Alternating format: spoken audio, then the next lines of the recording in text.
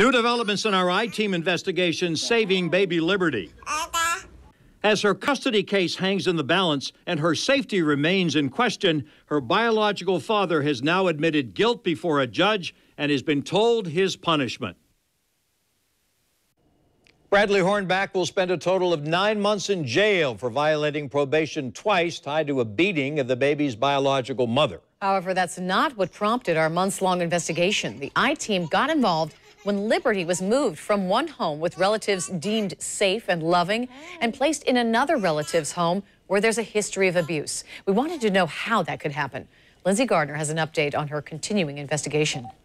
Well, Tom and Mary, weekly, the I-Team continues to get emails asking us about the safety of little Liberty Belle. Tonight, all I can tell you is her case is still ongoing, and she is still in that home tied to abuse. That's the home belonging to her paternal uncle and aunt, Chris and Shauna Hornback.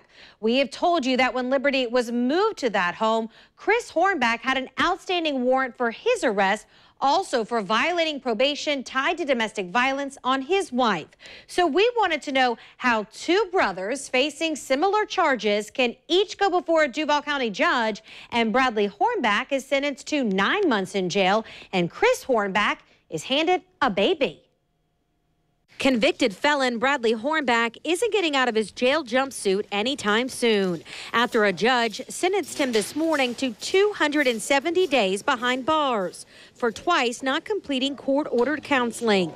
Domestic violence is a critical thread throughout Liberty Belle's case. When she was born, her mother took her to a safe house, she said, to escape Bradley Hornback's abuse.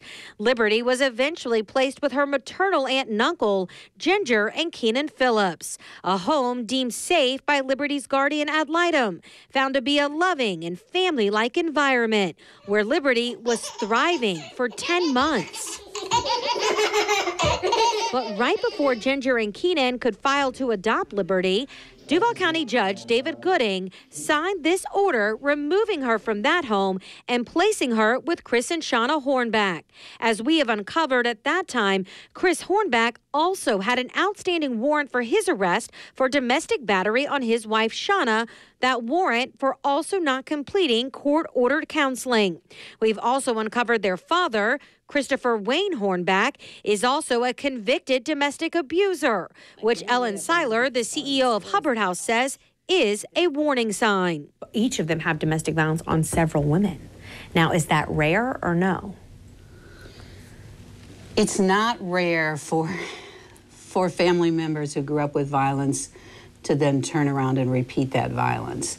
It's really important that there's effective intervention, and you cannot assume that because someone says it won't happen again, that it's not going to happen again. That effective intervention is court-ordered counseling, and it appears neither brother completed it. We asked attorney Gene Nichols, not affiliated with the case, how the brothers could have gotten different outcomes. This may have been one that, to a certain extent, slipped through the cracks because of a technicality. That technicality, Nichols explains, is Chris Hornback's warrant was from 2013, but his probation at that time could only last 12 months. Beyond that, the judge loses jurisdiction. Liberty's case happened 3 years later, but he says the court today could still order that counseling. But in regards to any custody hearing and the judge in that case, they absolutely can suggest or force him to take those courses if they believe they're necessary, especially if they weren't completed at first.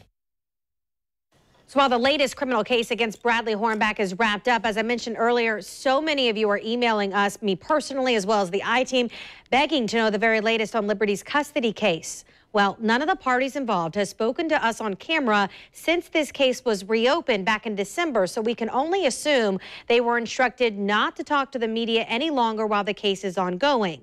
I did check, though, the Stand United petition that's directed at Judge David Gooding, urging him to return Liberty to the Phillips family. And Tom and Mary, tonight, it has 1,100 signatures. Thank you, Lindsay.